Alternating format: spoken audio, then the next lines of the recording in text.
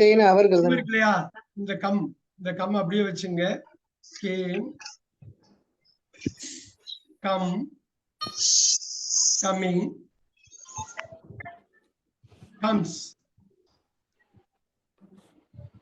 சரியா? இப்ப கோ வர்றது, இது போறது. கோ, வெண்ட், கான், கோயிங், கோஸ். ஆல்ரைட். இந்த கம் இருக்குல்ல, இந்த கம்ம அப்படியே கொண்டு வரேன். இது வந்து பாத்துங்க, ஸ்பிளிட் அப்படின்னு ஒவ்வொரு வேர்பையும் ஸ்பிளிட் பண்ணலாம். நல்லா பாத்துங்க, இந்த கம் இருக்கு இல்லையா, இந்த கம்மை இப்படி ஸ்பிளிட் பண்ணணும்.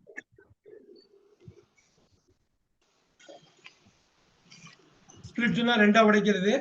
இது ரெண்டும் முற்று பெறாத வினை. இது உடைக்க வேண்டிய அவசியம் இல்லை. கம்மை ரெண்டா பிரிச்சோம்னா, யாருக்காவது ஐடியா இருக்கா? ஒரு கம்மை ரெண்டா பிரிச்சாக்கா அதே வார்த்தை தான் மீனிங் வரும்.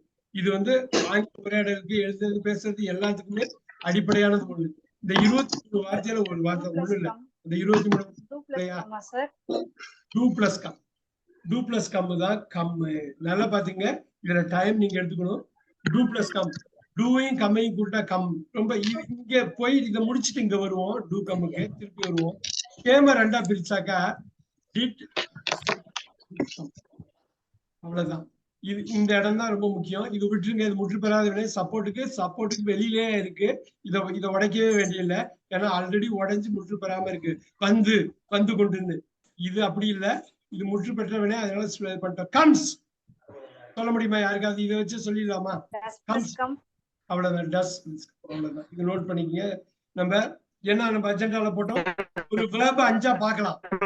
வருகிறேன், வந்தேன், வந்து கொண்டு, வருகிறான். இதுல பாருங்க, இதுல 3 மீனிங் இருக்கு, ஒரே ஒரு மீனிங் தான் சொன்னேன்.